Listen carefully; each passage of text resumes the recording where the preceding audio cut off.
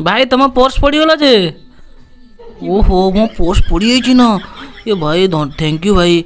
हो कि नुह पर्स तुम नहीं जाओ।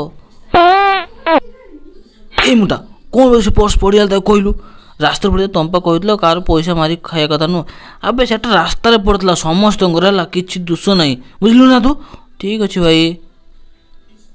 भाई ये परिवा केतना का? ये 30 टଙ୍କା केजी। एक तुम तो कहते 20 टଙ୍କା केजी बोली। एक तू चुप कर। हाँ गोटे काम कर 5 किलो पूरे दियो।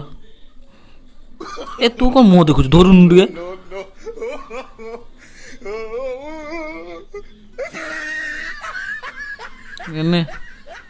ହେଇଗଲା ଭାଇ 60 ଟଙ୍କା।